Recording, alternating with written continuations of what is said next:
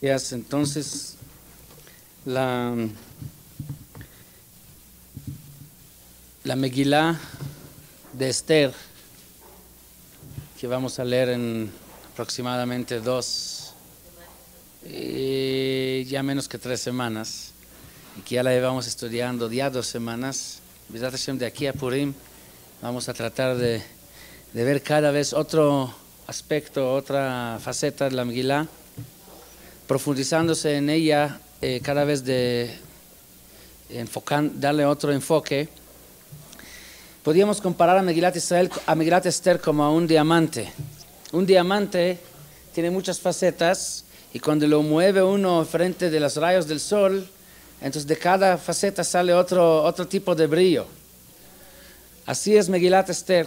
Como dijimos, se llama, la traducción del nombre es rollo de ocultamiento, que para entender realmente, para ver realmente lo que pasa en la Megilá, hay que hacer una excavación, ver por más entre las líneas, más que en las líneas mismas, para tener un panorama y una perspectiva acerca de lo que realmente es el contenido de esta Megilá. Y cada vez que va uno buscando o va uno profundizando, descubre otro brillo, otro entendimiento, otro enfoque, lo que finalmente da al lograr ver casi todo, digamos, todos, no sé si se puede, porque hay tanto escondido de la Megilá, pero ver mucho de lo escondido va a tener como un diamante que brilla y lo mueve y cambia el brillo, y esto es lo bonito de esta Megilá. Y esto le da la importancia también de la Megilá. La Megilá de Esther es un ejemplo de lo que es la base fundamental de nuestra religión. Porque ¿qué es lo que dice el judaísmo? ¿Cuál es su mensaje principal? El mensaje es muy simple. Hay un Dios que creó el mundo y Él lo maneja, y así que no hay nada que se mueva en este mundo sin que esto venga de orden de Dios. Ese es el mensaje del judaísmo.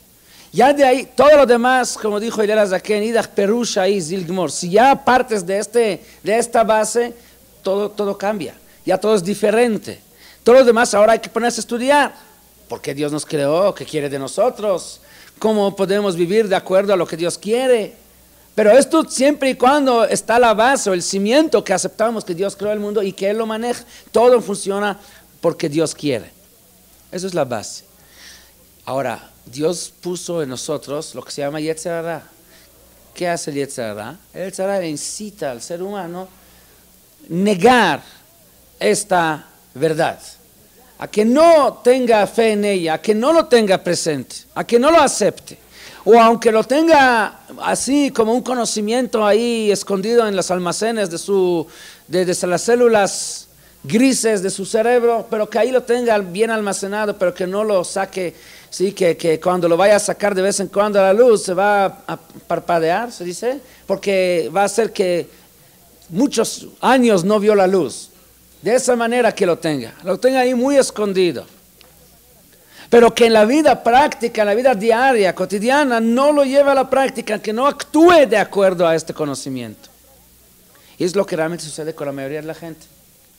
La mayoría de la gente tiene fe en Dios. Todos hablan de Dios. Todos dicen primero Dios y gracias a Dios, etcétera. Que sí, que todo depende de Dios. El problema es de que cuando llega la mera hora de actuar, esta fe o esta axioma o esta creencia que ellos tienen, ahí no lo tienen presente para que esto participe en el criterio o en la decisión de hacer algo o no hacer algo. Esta verdad la dejan bien almacenada, cerrada bajo llave y no participa en lo que es la vida cotidiana de uno. Es lo que hace el Yetzer Hara. Ahora, ¿de qué manera logra el Yetzer Hara este propósito de él? Muy fácil. Como Dios no se revela, Dios hizo un mundo que lo llama Olam, lo que significa Alum, escondido. Dios se esconde, se prestan las cosas para creer que no vienen de Dios. Se presta para pensar de que las cosas finalmente dependen de uno y no están en manos de Dios. Y Dios todavía hace cosas en este mundo que para que motivaran a uno a caerse en este error. Hace cosas que uno dice, pues no tiene lógica, no puede ser que esto viene de Dios. ¿Cómo es que Dios permite cosas así? ¿Cómo es que pueden suceder cosas que no tienen ninguna razón y ninguna justificación aparentemente ante los ojos del ser humano? A Shalom, cuando suceden cosas graves como enfermedades de niños chiquitos, epidemias grandes o guerras donde se muere gente aparentemente inocente, o cuando gente que actúa mal y le va muy bien y gente que actúa bien le va muy mal, todo ese tipo de cosas que le provocan a uno a decir no es de Dios. Dios está ocultando. Eso se llama Ester Panim. Ester Panim, Dios se oculta. Y como Dios se oculta, se presta para creer que no existe, o que Él no se encarga de lo que pasa en este mundo. Y de ahí el camino para actuar en contra de lo que Dios dice es corto. El camino es corto. Porque si la base no está bien, pues todo lo demás menos va a estar bien. Esa es la manera como el Yetzer Hara trabaja. Necesitamos Chizuk, ¿cómo se dice Chizuk? Un fortalecimiento en esta fe para que no solamente la tengamos ahí como una teoría, sino para poder llevarla a la práctica. Y antes de actuar, ¿sí?, donde cuesta trabajo superar cierta prueba, tener la fuerza de sacar esta fe del almacén y tenerlo al día ahí presente para que nos dé fuerzas para superar pruebas. Porque si uno no tiene esta fe presente, ¿de dónde va a agarrar las fuerzas para superar las pruebas? Viene de repente una oportunidad de ganar mucho dinero a través de un engaño, de una estafa. Pues si no va a tener presente esta fe que todo está viniendo de Dios, pues va a ser muy débil para superar esta prueba. Se necesita tenerla presente. Megilat Esther nos da la oportunidad. Porque Megilat Esther es un ejemplo de lo que es, por un lado, el ocultamiento de Dios y por otro lado, que las cosas se manejan por Dios al 100%.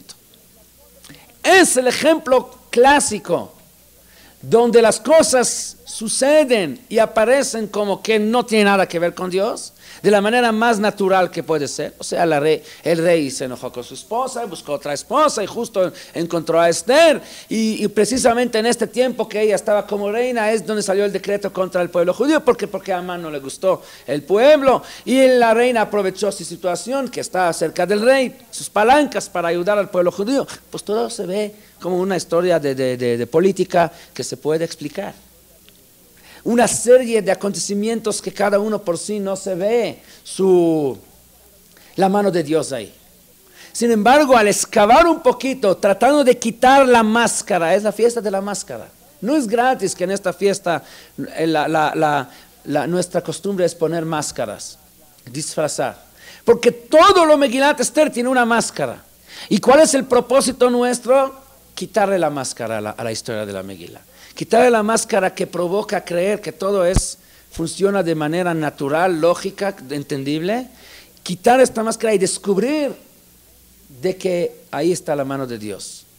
Y ya que uno entiende, se profundiza en Megilat Esther y descubre lo que está detrás de las cosas, descubre la mano de Dios por debajo de la máscara que provoca creer que no es de Dios, le sirve a uno como ejemplo para que lo pudiera aplicar en todo lo que le pasa a uno, en cualquier momento de su vida y en todos los momentos de la historia.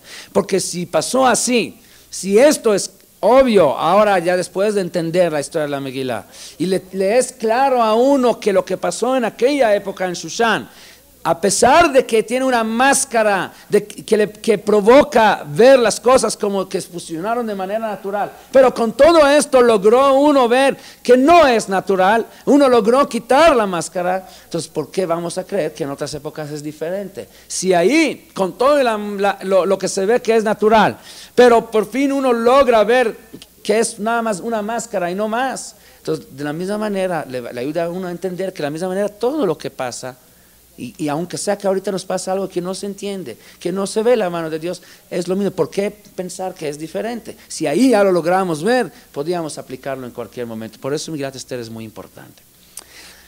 Más, en la Megilá está escrito: Kimu vekiblu al Yehudim alehem ve'al zar'am. Kimu vekiblu al Yehudim alehem ve'al zar'am. Dicen nuestros sabios, ¿qué es Kimu vekiblu? Hubo una, en la época después de los acontecimientos que la Megilá cuenta, el pueblo de Israel volvió a aceptar la Torah de Dios. Hubo una especie de Ma'amad Har Sinai nuevo. Lo que Am Israel prometió en Ma'amad Har Sinai, Naaseh Venishma, lo volvieron a rectificar aquella generación después de su salvación. Volvieron a rectificar lo que habían aceptado en Har Sinai.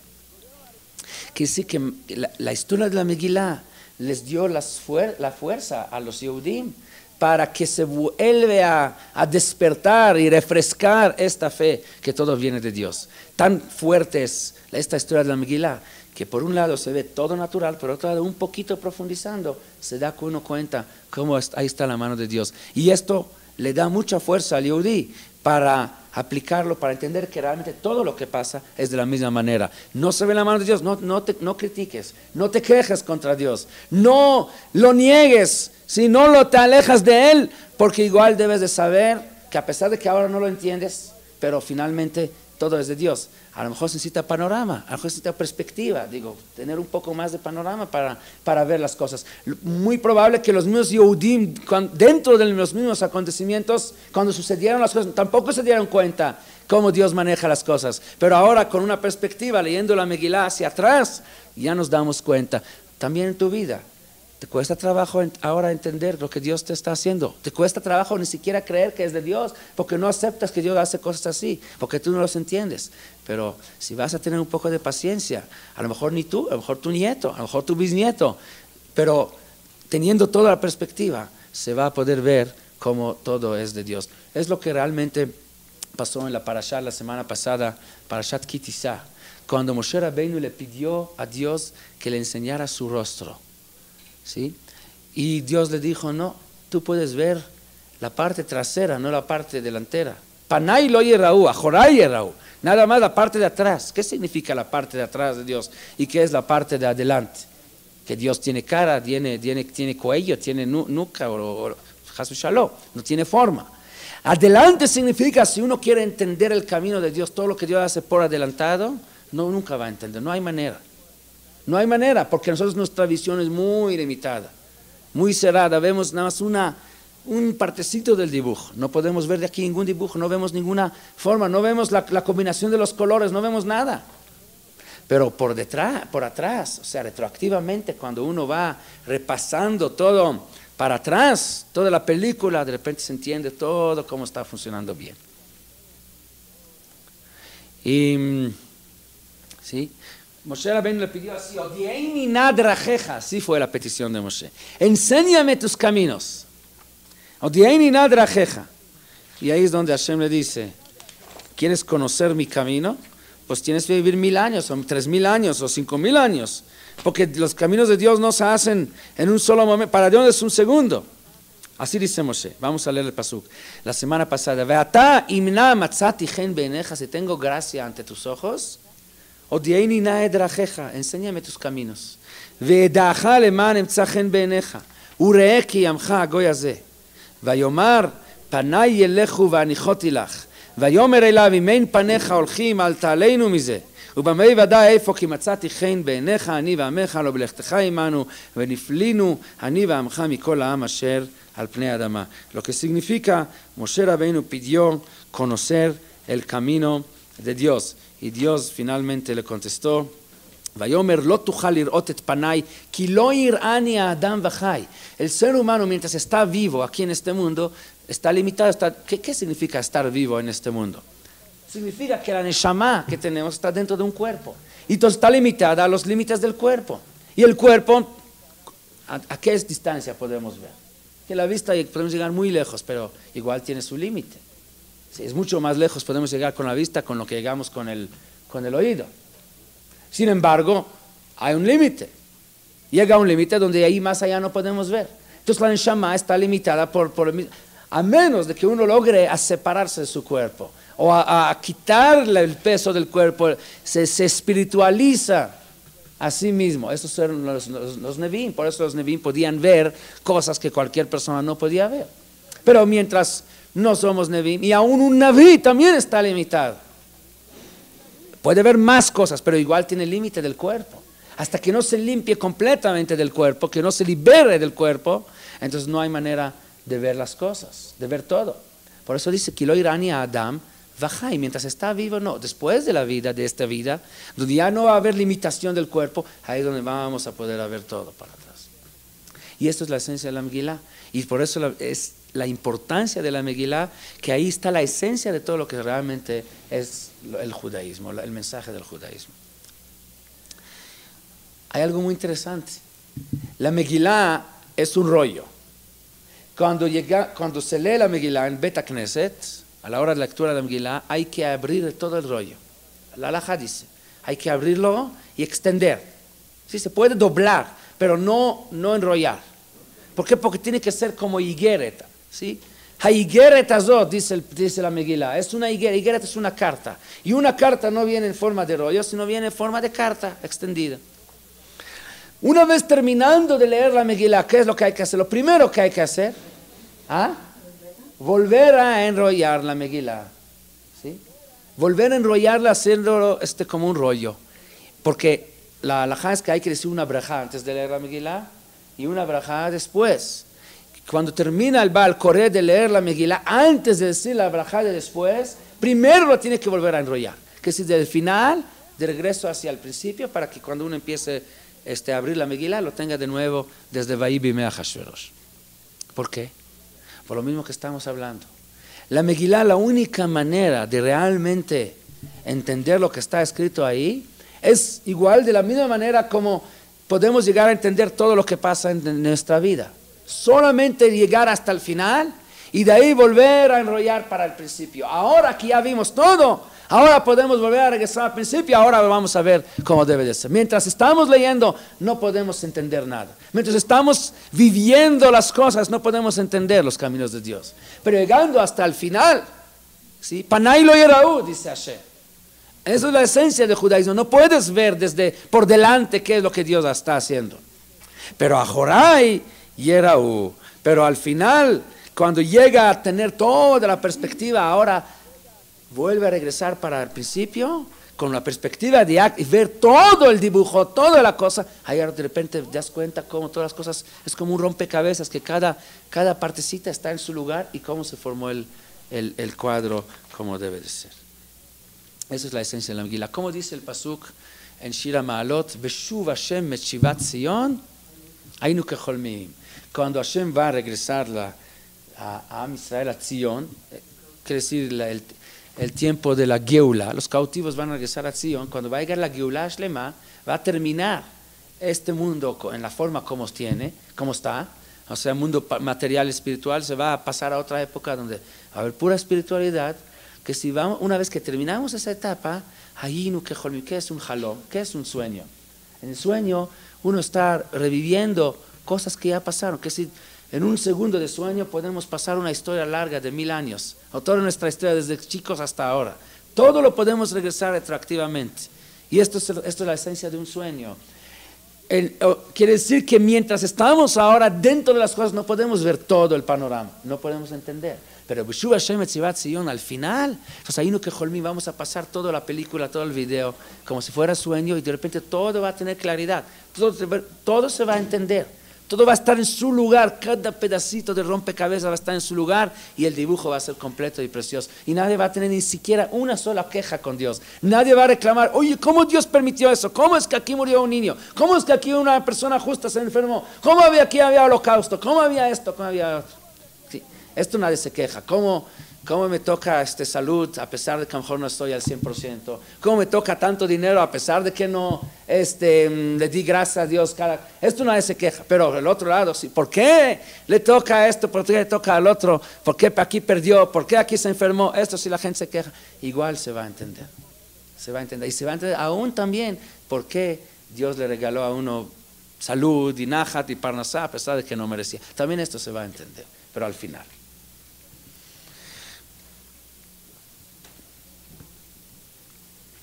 La fiesta de Purim se llama Purim, ¿por qué? Por el Pur. ¿Qué es Pur? Es el Goral, el sorteo que hizo Amán. Bueno, entonces si hizo un sorteo, deberíamos llamarlo Pur. ¿Por qué Purim? Que sí que hay 2 sorteos, o mínimo 2. Que hay una regla en la Torah, que cada vez que la Torah habla en plural, y no pone cantidad, siempre se refiere a dos. Es el más mínimo de plural.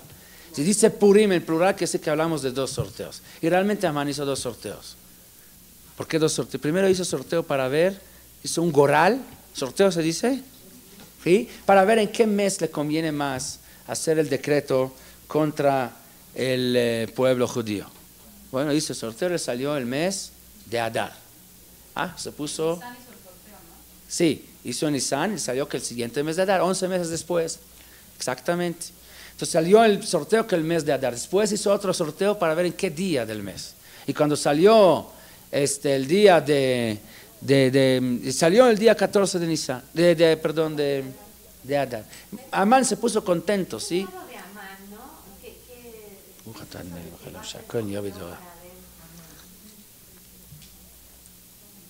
¿Por qué hizo sorteo? Pues no sé. Sí, Amán quería, a lo mejor tenía sus creencias, su fe en lo que es los astros, etcétera. Quería ver. Cuando salió a Adar se puso muy contento. Dicen nuestros sabios, ¿por qué? Porque sabía que en Adar es mala suerte para Am Israel. Moshe Rabbeinu murió en Adar. Sí, porque se le olvidó que Moshe Rabbeinu también nació en Adar. Es lo que no tomó en cuenta. Cuando realmente Adar es el mes donde más, es el mes de la suerte. La halajá dice que Mishnichnas Adar Marbim Besimcha. Si uno tiene un juicio, ¿sí? Si podía arreglar, posponerlo para que sea el mes de Adar, es lo mejor. Tiene un juicio con un goy, algún problema, y si tiene que ser una audiencia, mejor es una halajá, dice Juan Aruch. Hay que buscar la manera, pedir al abogado, ¿sabe qué? Primero hágame un favor, pues sí, ver el calendario cuando cae los Jodesh Adar, pues póngamelo, arréglalo para que la audiencia sea entre los Jodesh Adar y los Jodesh Nisan. ¿Sí? Mejor al principio, para mejor si va a haber otro, que sea todo lo más probable en Adar. Y hay un mes que hay que posponer para que no sea. ¿Cuál es? El mes de Adar. Es el principio de... Es el último mes del año realmente, de los meses. El Adar es el último antes de Nisan. Para el calendario gregoriano es enero y febrero.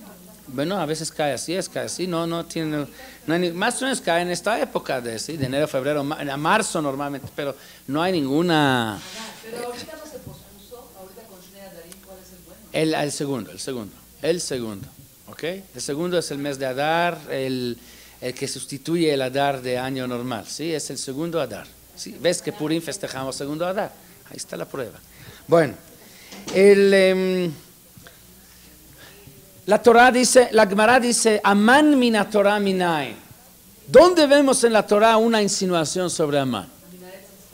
Dice la Gemara por el pasuk que dice en Parashat Bereshit, cuando Adam Arishon desobedece a la orden de Dios de no comer de la fruta, y Adam sí come, y viene Dios y le dice, Amina etz asher tziviticha levelti achol mimenu achalta. ¿Acaso has comido del árbol que yo te prohibí de comer? La palabra Hamina etz, del árbol, o de este tipo de árbol, Hamin se puede leer también como Hamán, porque no hay puntos en la Torah. Dice la Gemara, ahí está Hamán en la Torah. Y cabe la pregunta, ¿qué? El primer capítulo, creo, si no me equivoco. En lo de Dios, también sería, ¿por qué la pregunta? ¿Por qué Amina es? ¿Qué decir? ¿Por qué Dios preguntó? Esto es otra razón. Sí, es una pregunta la que usted hace. ¿Por qué Dios le pregunta? ¿Acaso Dios no sabe?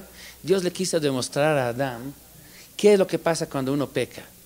El pecado, el pecado le provoca a uno creer que Dios no sabe todo. Que Dios tiene ahora que hacer la pregunta para saber. Que si cuando Adam Arishon estaba muy cercano a Dios, que sí sabía perfectamente que Dios existe. Para Adam Arishon no era como nosotros cuestión de ester, de ocultamiento, de que hay no había máscara. ¿Sí? Pero Adam Arishon pecó y el mismo pecado es el que pone la máscara en las cosas. Dijimos que el mundo tiene una máscara, donde Dios se esconde y le cuesta a uno trabajo de realmente verlo presente en forma clara todo el tiempo de que todo viene de Dios. ¿Qué es lo que provoca que existiera esta máscara? El mismo pecado del ser humano. El pecado lo aleja a uno de Dios y provoca que se oculta a Dios. Es lo que Dios le quiso insinuar con esta pregunta. ¿Qué es el resultado directo de la pregunta? El hecho que al pecar, ¿sí? Te vas a creer ahorita que Dios no sabe todo, que Dios tiene que preguntar cosas. Entonces le preguntó a Minaet, le preguntó a Yeka, le preguntó varias preguntas. Pero lo que Gemara dice que la palabra Hamina es la misma palabra Aman. La pregunta es, ¿qué relación hay? Nada más porque la palabra, digo, es un juego de letras, pero realmente no tiene sentido. ¿Qué querían aquí demostrar los sabios? Que saben que podían leer la palabra Amin con otros puntos y en lugar de Amin leerlo como Amán. No, aquí hay una relación muy fuerte. Porque ¿cuál es la esencia del pecado de Adán Arishon? ¿Dónde está la gravedad de su pecado? No nada más en el hecho que no obedeció a Dios. El hecho es de que Dios le dijo así. Vamos a analizar un poco lo que Dios le dijo a Adán. Dios le dijo las siguientes palabras. Mikol ha'etz asher bagan achol tochel. Mira, aquí tienes un jardín precioso. En este jardín hay todos tipos de árboles. A ver, ¿qué fruta conocen ustedes?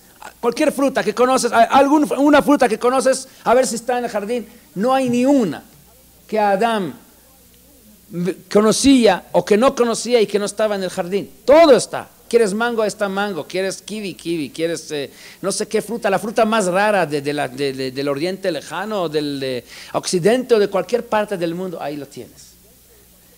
Y ahora no solamente Dios le permite comer, Dios le ordena comer. Mikol ha'etz asher bagan achol tochel. Tienes que comer de todo lo que hay en este jardín. Sin embargo, hay uno solo, solamente un solo árbol que de su fruto no puedes comer. ¿Qué hace Adán? No solamente desobedece,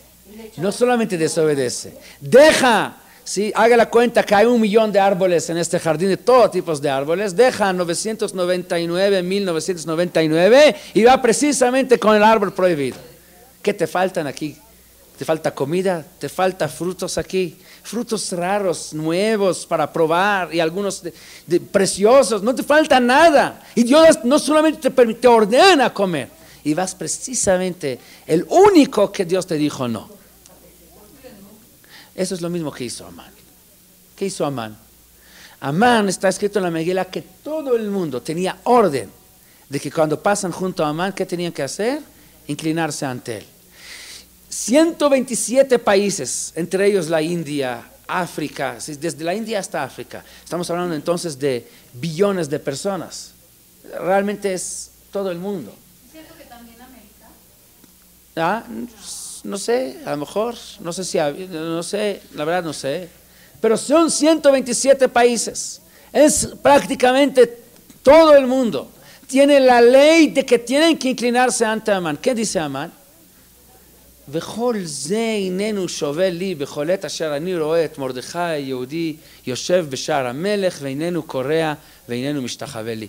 Todo esto, todo el mundo que se me inclina ante mí no me sirve, mientras veo a Mordejai que no se está inclinando ante mí. Ahora tienes aquí 3 billones de personas que todos tienen que inclinarse y hay una sola persona que no. Entonces, compara aquí la Gemara, Adam Arishon con Amán, Shalom, comparar a Adam con Amán. Pero en darnos una insinuación de qué es lo que provoca el pecado. Empieza con Adán, con no comer, con comer de la fruta prohibida, y termina con Amán, y esto es realmente la esencia del pecado. ¿De dónde viene el pecado? ¿Cuál es el origen del pecado? El origen del pecado es porque le hace falta a alguien, le falta algo a la persona. Una persona que no le falta nada, que está 100% satisfecho, no tiene por qué pecar. Por eso. El ser humano peca, ¿por qué? Porque algo le falta. Uno que es íntegro, que no le falta nada, que está 100% satisfecho, nunca va a pecar. El pecado, el origen del pecado es cuál le falta. Ahora, la realidad es que no nos falta nada. No nos falta nada. Pero ¿cuál es el problema del ser humano? Que el ser humano siempre se fija en lo que no tiene en lugar de fijarse en lo que sí tiene.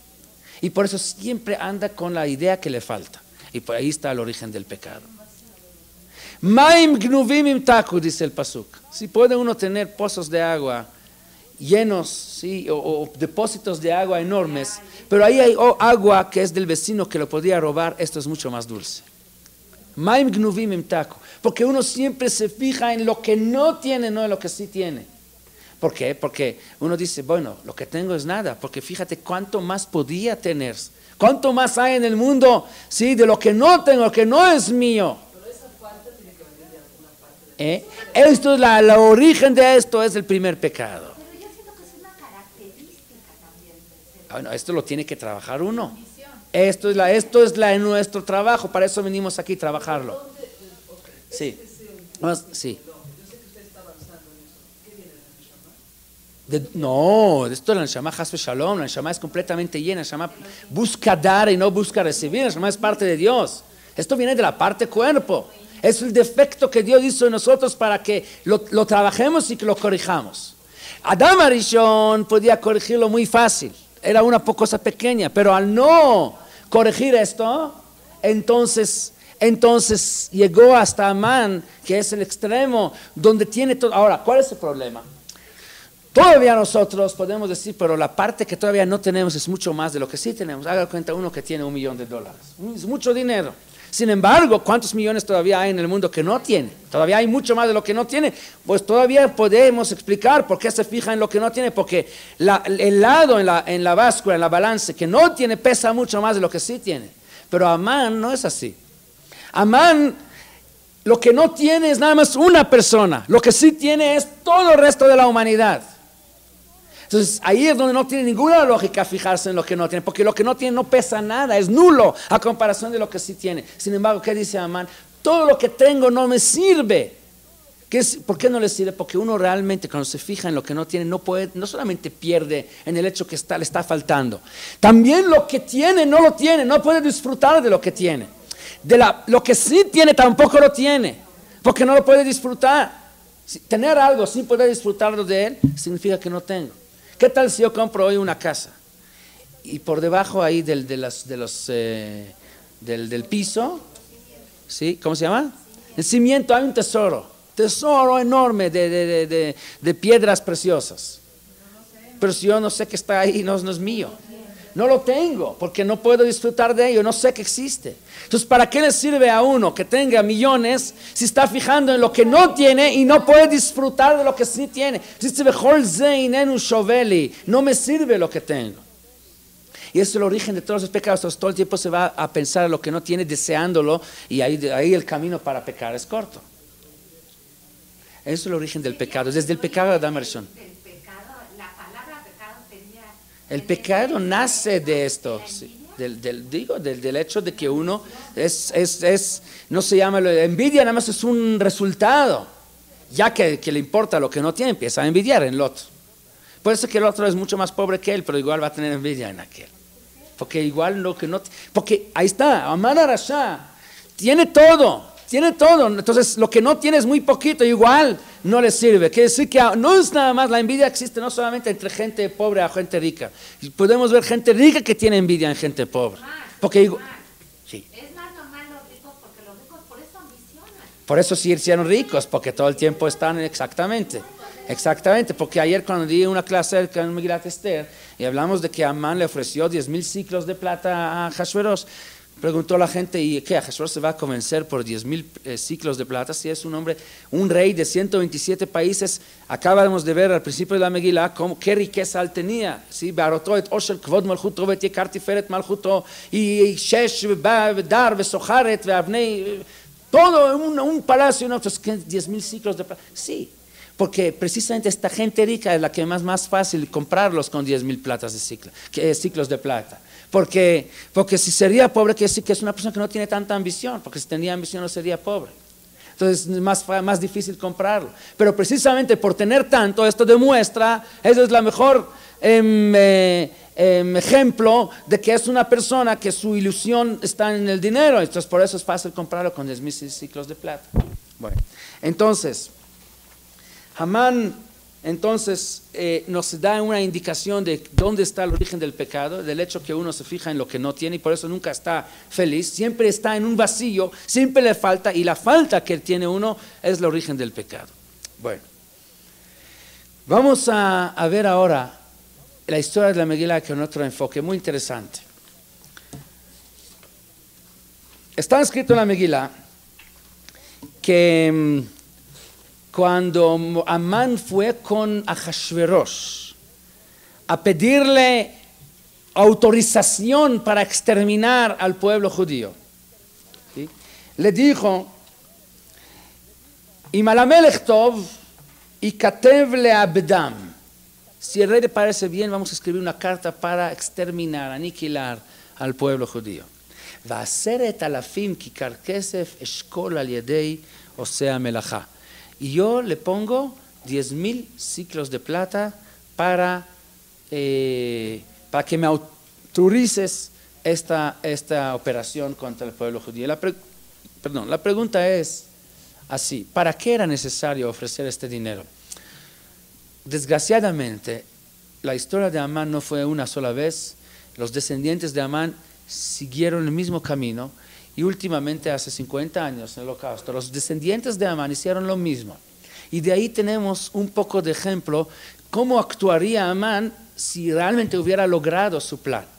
Porque cuando los nazis mataron a los Yehudim, no se conformaron nada más en matar a los Yehudim. Mataron a los Yehudim, pero después de matarlos le sacaron sus dientes de oro. Le sacaron hasta el pelo, quitaron a la gente. Todo, la grasa. Hicieron de ellos fábricas de jabón. Aprovechando con una forma sistemática, sí, industrial, bien calculada, como nada más los alemanes saben hacer. Cómo aprovechar hasta el máximo de ellos. Ni hablar de los tesoros que sacaron de casas, cuentas de bancos de millones que embargaron, que hasta la fecha se sigue peleando por ellos. Ahora apenas 50 años después el mundo empieza a reconocer y a lo mejor una gota en el mar se va a devolver al pueblo judío, que no es nada. Lo que realmente, pues que había judíos que años mandaban dinero afuera en cuentas de bancos suizos o en donde sea. Ni hablar de bancos, cuentas que había dentro de los mismos países donde vivían.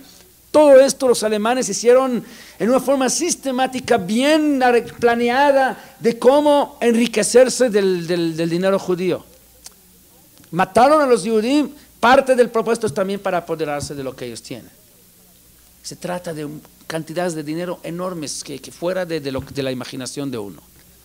La pregunta es, si lo hicieron así los descendientes, o sea, los alumnos, los maestros lo hubieran hecho todavía mucho mejor. Digo mejor, desgraciadamente, peor. Entonces, ¿para qué son 10,000 ciclos de plata para que el rey aceptara? El rey, una vez acabando con el pueblo judío, va a quedar con toda la riqueza de los Yehudim. ¿Qué, acaso había que pagarles 10,000 ciclos de plata a los alemanes? ¿Qué es esto? Se hubieran burlado de uno. Estamos hablando, pensando en mucho más. Todo lo que nos vamos a heredar de los Yehudim, sus casas, sus fábricas, sus cuentas, sus joyas, sus cuadros, todo lo que sus muebles, todo. Entonces, ¿de qué se trata aquí? Hay que convencerle al rey con 10,000 ciclos de plata. Si todo el dinero del pueblo judío se lo va a llevar después. Ok, otra pregunta. Vayasar amelech et taba'ato me'al yado vayitna le'Amán. El rey aceptó. Quitó su anillo, se le entregó a Amán para que Amán pudiera hacer las cartas y sellarlas, poner el sello del rey. Vayikatev, dice la Megilá, kechol asher tziva Amán. Y se escribió las cartas tal cual como ordenó Amán. Y la pregunta aquí es obvia. ¿Acaso Amán es el que ordenó aniquilar al pueblo judío? ¿La orden es de Amán o es del rey Ahasverosh? Es una orden del rey. Viene cuando la gente recibe la carta que dice en tal día decreto que hay que matar a todos los Yehudim. Minar, Zaken, Taf, Nashim, Yom Echad, jóvenes, ancianos, hombres, mujeres, bebés, todos. Y finalmente la firma de quién, el sello de quién estaba, el sello del rey. Si no es sello del rey no sirve ese decreto. Porque dice entonces la Megilá, Vayikatev kechol asher tziva Amán, se escribió tal cual como ordenó Amán. Amán fue el promotor, el que promovió, el que convenció al rey, pero la orden es del rey, es una orden, ley federal del rey de la república. Otra pregunta. El que lo redactó fue Amán. Bueno, redactó, es como un secretario que redacta, pero no es, si yo mando aquí a hacer una carta y la secretaria la redacta, no es carta de ella. Ok, otra pregunta, sí. La clase pasada se acuerda que estaba diciendo que Ahasverosh, él provocó que Ahasverosh tuviera desconfianza de Amán para así poder matarlo. Sí. ¿Cómo le da su sello de...? No, esto es antes de Esther. Esto Esther lo hace para salvar al pueblo judío. Después de todo, esto está al principio, cuando Amán va con Ahasverosh para provocarle, convencerlo a decretar. Luego viene la intervención de Esther para salvar al pueblo. Nosotros la vez pasada vimos toda la intervención de Esther, la parte que sí, como que no en orden. Vimos, por dijimos, la Megilá hay que verla desde el final hasta el principio. Hay que volver a enrollar la Megilá hasta el principio. Entonces así lo hicimos. La vez pasada vimos la intervención de Esther, desde que Esther intervino hasta el final, cómo logró su plan de salvar al pueblo judío. Ahora estamos viendo cómo Amán, qué es lo que hizo Amán. Entonces, ¿por qué el decreto de Amán es decreto del rey? Otra pregunta. Dice la Megilá, una vez escribiendo las cartas, Aratzim yatzu dechufim bidvar hamelech. Salieron los mensajeros de emergencia. Sí, en DHL o Federal Express se pueden mandar dos formas, normal o de emergencia. Cuesta doble. Express para entrega el mismo día. Cuesta doble. Aratzim yatzu dechufim, doble. Pagaron doble para que sean hoy mismo entregando en todos los países. La pregunta es, ¿cuándo se escribió el decreto? El mes de Nisan. Cuando se hizo el Pur, Benisan y Pilpur o Agoral, se escribieron las cartas, se sellaron y se mandaron. ¿Cuándo va a ser realmente el día donde se va a rezar? 11 meses después. Si hay 11 meses, ¿cuál es la prisa? ¿Por qué pagar tanto? ¿Por qué no ahorrar dinero y mandarlo vía normal? Correo normal, mexicano, va a llegar en 3 semanas, 3 meses, igual hay tiempo, estamos hablando de 11 meses. ¿Cuál es la urgencia de mandarlo con el Federal Express? Aratzim yatzu dechufim, sé que es para el día de mañana, estamos hablando 11 meses, va a llegar. Ok. Y antes de esos 11, antes del 13 de Adar, ¿no podían hacerle nada? No, pues el decreto fue tal día, tal sí, decreto con fecha exacta. Otra pregunta. Aratzim yatzu dechufim bidvar hamelech, que sí se mandó a todos la provincia, a todos los países, eran 127 estados, a los 127 estados, pero después dice Ve'adat nitna beShushana Bira. Shushana Bira en la cuenta era el Distrito Federal, sí es el capital, y en Shushana Bira, en el capital, después se dio la orden, se publicó esta orden o este decreto después de haberse mandado a toda la provincia. La pregunta es, que normalmente funciona exactamente al revés. Sale una orden, primero sale en la capital, después se va expandiendo, se llega hasta el último pueblito. No, aquí primero se mandó al más último pueblito que hay y finalmente Ve'adat nitna beShushana Bira, como al revés de lo que debería de ser. Otra pregunta. Después sigue la Megilá diciendo, Mordejai yada et kol asher nasa, y Mordejai se enteró de todo.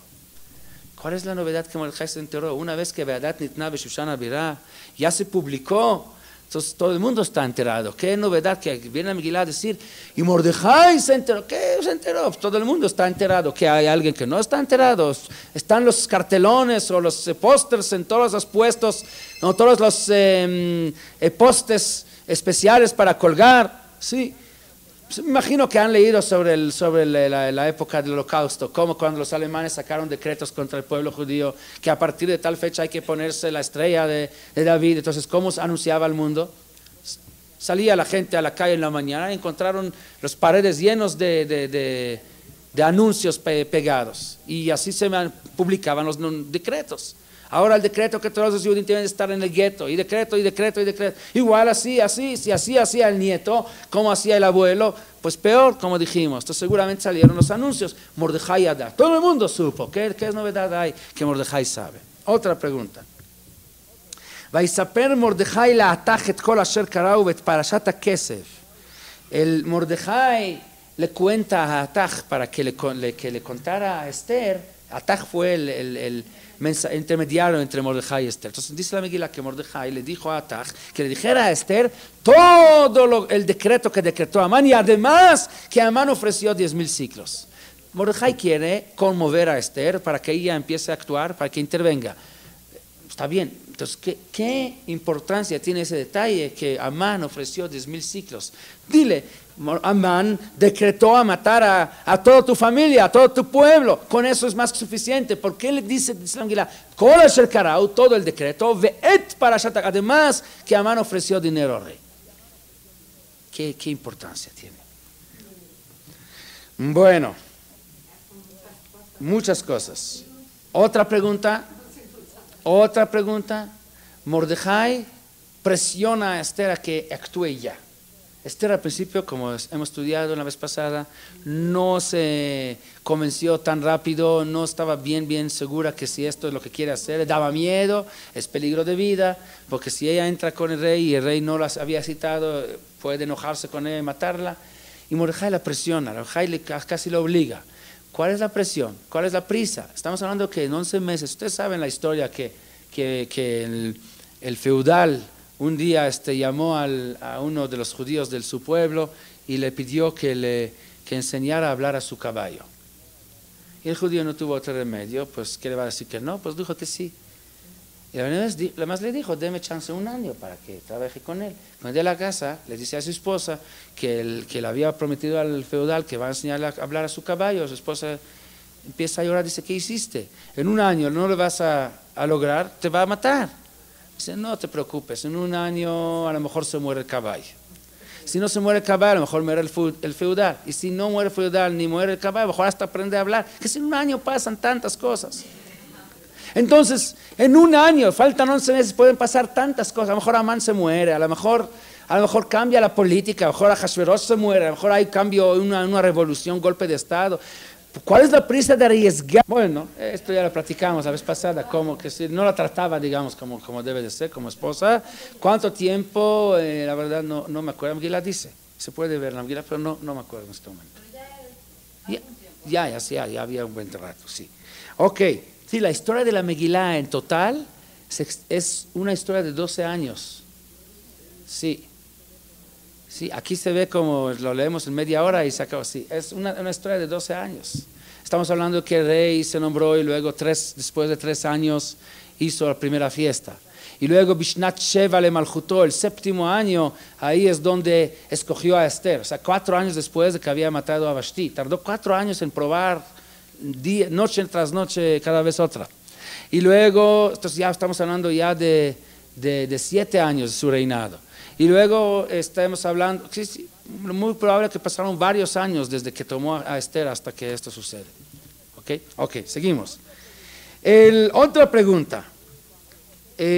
Cuando Esther está en el segundo banquete, sí, a ver, las preguntas van a tardar 1 hora y la respuesta medio minuto. Es lo mismo con Megilat Esther, se lee 1 hora toda la Megilá y luego se enrolla al principio, pero en 1 minuto, porque ya tienes todo el panorama, toda la información ya es rápido para saber qué es lo que está pasando. Es la idea. Eso es realmente todo el mensaje de la Megilá. Tienes toda una vida de 80 años, no entiendes nada. Pero una vez terminando esos 80 años, en 1 segundo vas a entender todo cómo pasó. Todo va a estar en su lugar. Es toda la esencia de la Megilá. Y es toda la esencia de la vida como Yehudi. De saber que en 1 segundo puedes entender todo y no vas a tener ninguna pregunta. Pero tienes que trabajar primero 80 años, ¿sí? De superar, aun cuando tienes cuestiones, superarlas, ¿sí? Y no dejarse llevarse por las preguntas o por las dudas y caerse en esa trampa. Y si te esfuerzas y tienes la paciencia y te aguantas y sigues teniendo fe en Dios, aun cuando no lo entiendes, va a llegar un momento donde todo va a pasar de regreso como sueño. Y un jalón es de 1 segundo, en 1 segundo vas a entender todo. Esto va a quedar muy claro. Otra pregunta. En el segundo banquete, cuando Esther le dice a Ahasverosh que hay uno que quiere matar a mi pueblo, ¿qué le pregunta al rey? ¿Quién es este malvado que hizo un decreto así? ¿Qué rey se está haciendo tonto? El rey era tonto, pero no se hacía tonto. ¿Sí? Nosotros en Yerushalayim, en la yeshiva había uno que no estudiaba en la yeshiva, era un muchacho así, así como se dice, trazado mentalmente, así, sí, estaba mal. Y de vez en cuando venía a visitar a la yeshiva, no tenía nada que hacer, iba de una yeshiva a otra, venía a la hora de la comida para comer algo, etc.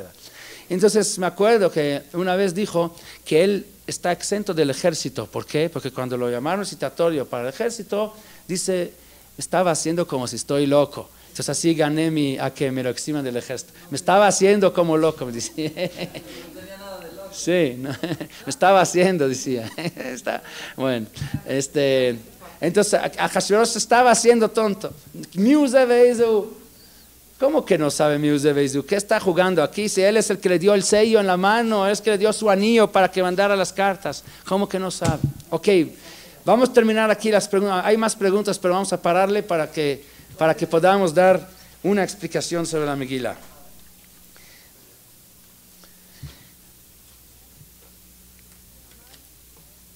Amán viene con Ahashverosh y le dice una queja contra un pueblo. Yeshno am echad mefuzar umeforad bein ha'amim. Sí, así decía, hay un pueblo que está disperso y está dividido entre todos los pueblos que forman a tu república. ¿Qué significa Yeshno am echad mefuzar umeforad? Vamos a leer bien las palabras de Amán. Hay un pueblo disperso, sí, es mefuzar, y meforad es dividido. Pero ¿qué significa am echad? Yeshno am echad. Debería decir Yeshno am mefuzar umeforad. Amán encontró el secreto del pueblo judío. Tú tomas los ingleses, ¿sí? Y los disparamas o dispersas sobre todo el mundo. Dispersas. Lo pones unos pequeños, unos 100 familias aquí, otros 50 allá. Así en todo el mundo, en un par de generaciones no existe el pueblo inglés. Se hacen americanos, se hacen mexicanos, se hacen australianos, ¿sí? En Australia todos son de ingleses, sigue siendo, ya son australianos, ¿sí? Sí, en México también hay de muchos pueblos, hay aquí italianos, hay españoles, sí, ya son mexicanos. Pero el pueblo judío puede ser mefuzar o meforad.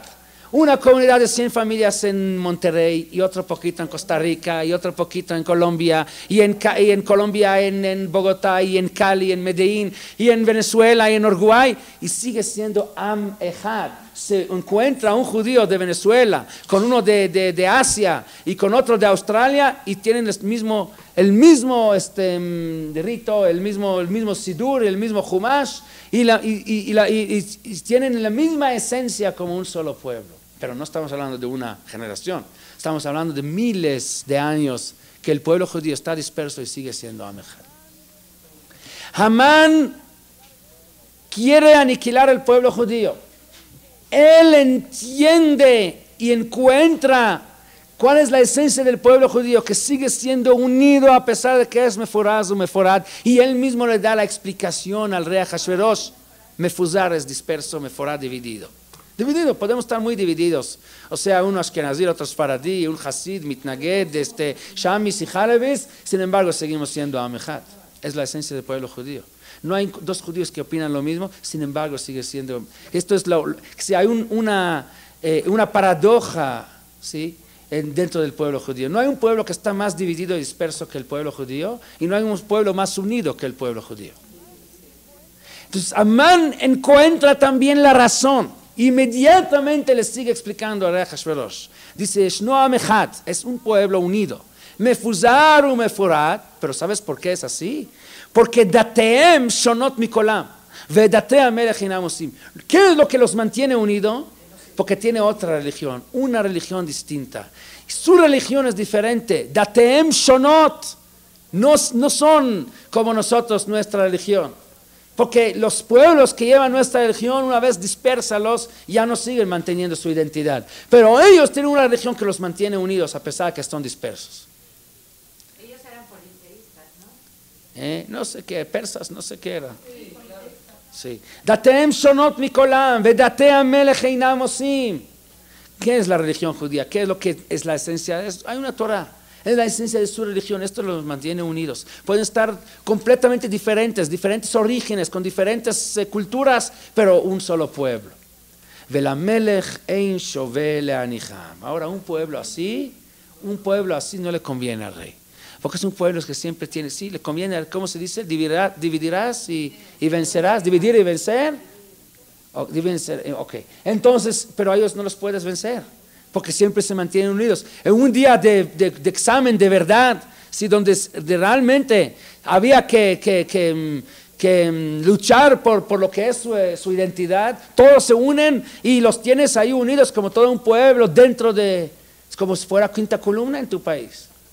Porque no se asimilan, no se integran, no se adaptan siendo parte de tu país, se siguen manteniendo unidos. Y el secreto es el hecho que tienen una religión que los une a todos. Ojalá todos nosotros entenderíamos lo que entendió Amán. Que la manera de mantenerse unidos, el pueblo judío, y que siga existiendo es a través de Dateyem, a través de la religión. Sin religión no hay pueblo judío. Ojalá todo el pueblo judío hubiera entendido lo que entendió Amán, pero Amán sí entendió, llegó al grano, al corazón de qué es lo que realmente ayuda a que el pueblo judío se siga manteniendo. Y Amán dice, esto no le conviene al rey, porque al rey le conviene que todos los pueblos se integran y se forman un solo pueblo que hay aquí. Y por lo tanto, ¿cuál es la solución? Y Malamelech Tov y Katev le Abdam. ¿Qué significa la palabra Abdam? No. ¿Qué es la Abed? Perder. Porque si quería exterminarlos debería decir y Katev le Orgam, matarlos, o le Jalotam, correcto. Pero la Abdam no es matarlos, es perderlos. Fíjense que la palabra le Abdam se puede dividir en dos palabras. Lo bedam. Amán no quiere, o por lo menos lo que le dice a rey Ahashverosh, no es matarlos, no es exterminarlos, sino percharlos a perderlos, a que se pierdan su identidad, a que se pierda el pueblo judío, a que no existiera. Pero para que no existiera el pueblo judío, la solución no es matarlos. Lo bedam, no con sangre. Le abdam lo bedam. Con sangre es lo contrario. ¿Qué es lo que se logra? Am Israel es como un costal de arena. Si tú le pegas, ¿qué es lo que va a pasar? Nomás se hace más duro. Si tú agarras un costal de arena y le empiezas a pegar, se va a hacer más, se comprime y se hace más duro. Compacto, ok. Entonces Am Israel es así. Al pegarlo, lo que pasa es exactamente lo contrario. Lo quieres terminar y se hace cada vez más duro. Am ksheore.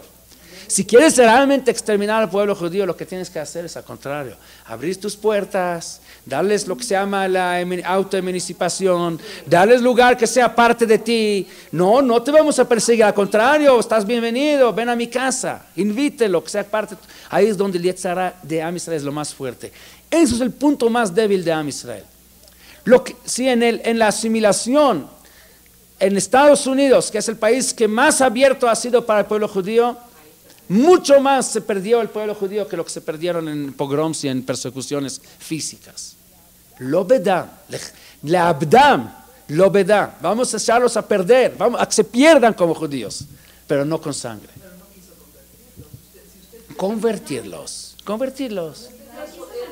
Un momento, es lo que le dijo a Ahashverosh, por lo menos es lo que está diciendo al rey Ahashverosh. Ahora, tiene también lógica. Si Amán de repente va a decir a Ahashverosh, vamos a hacer un decreto, vamos a matar a no sé cuántos judíos había en Shushan, pero era un pueblo importante.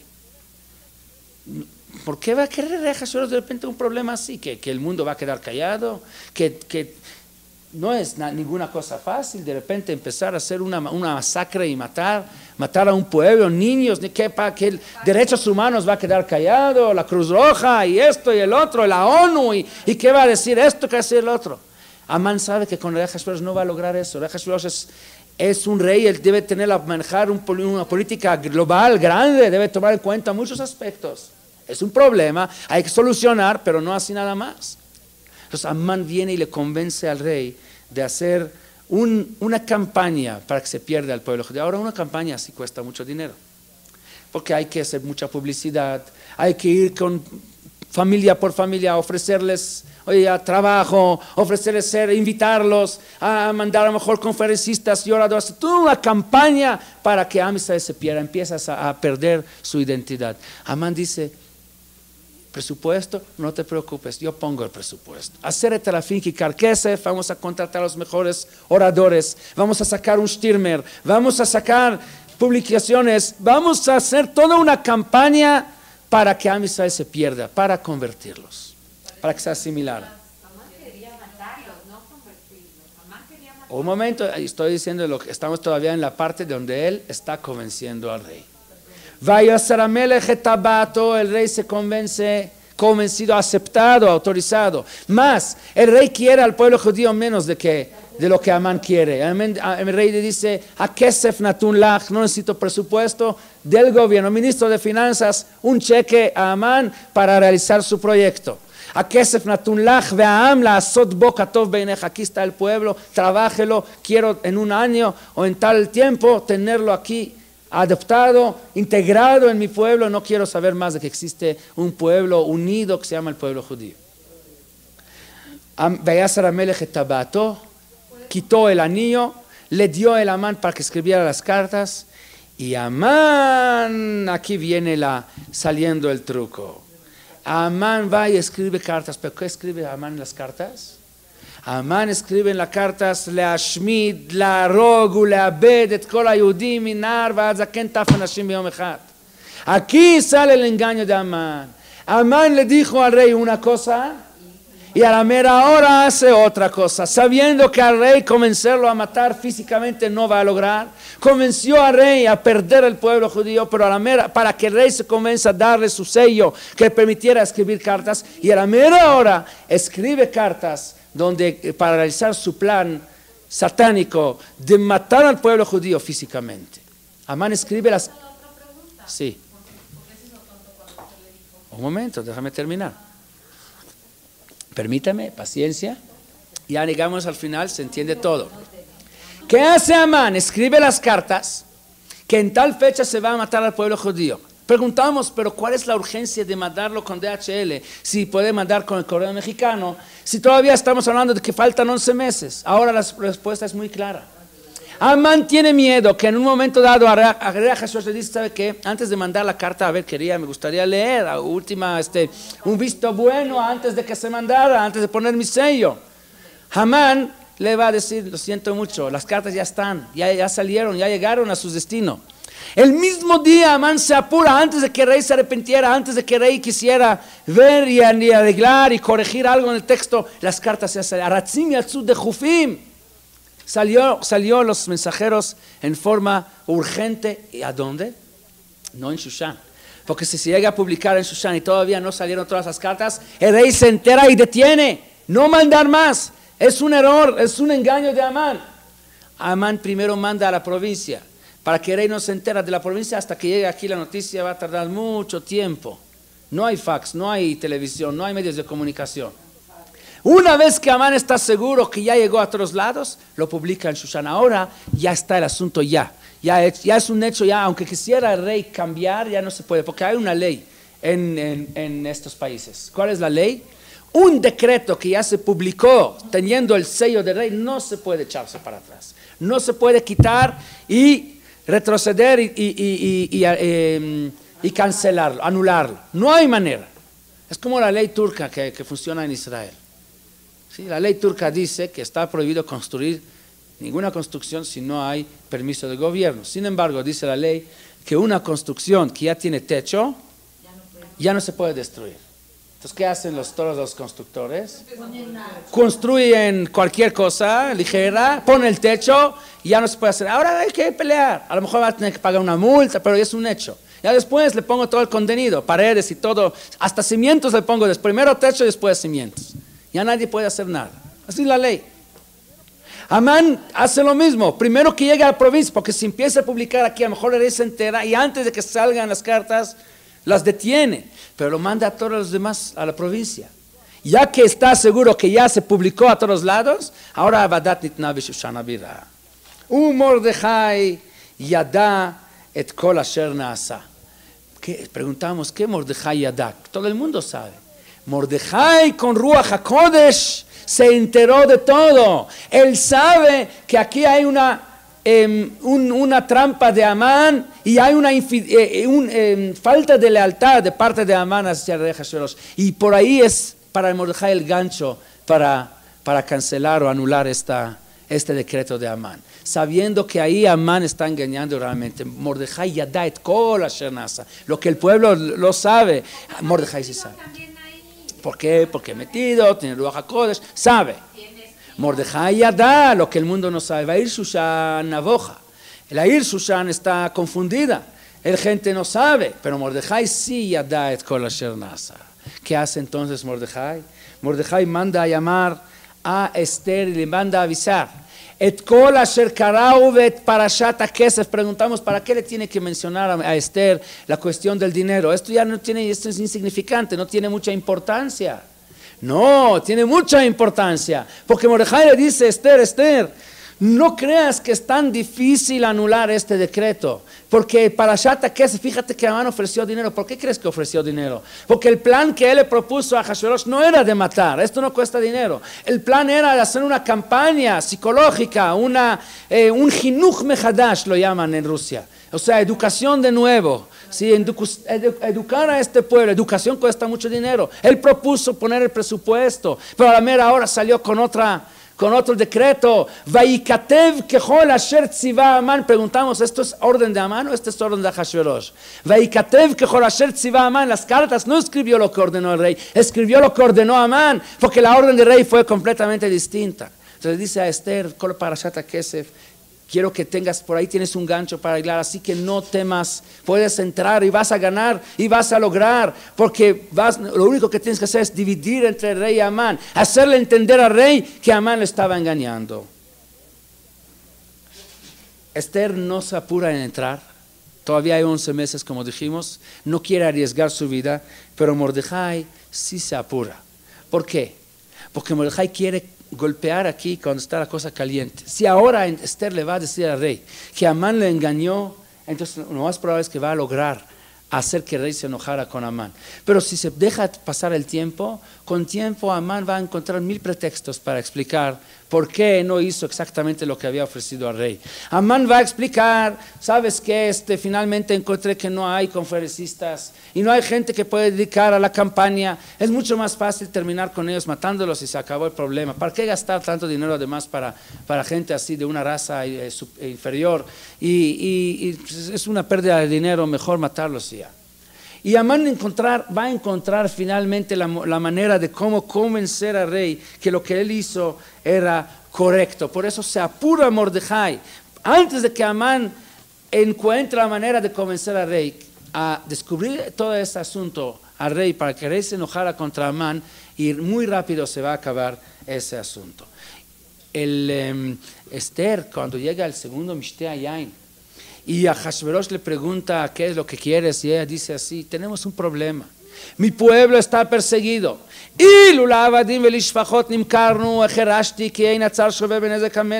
Si nos hubieran vendidos como esclavos, me quedaría callada, no hubiera hecho ningún escándalo, no hubiera dicho ni una sola palabra. Pero ahora que los quieren matar, esto sí no puedo quedarme callada. Cabe la pregunta, ¿cómo que ella dice que si nos hubieran vendidos como esclavos hubiera quedado callada? ¿Acaso esclavos hubiera aceptado que Israel se vendiera como esclavos?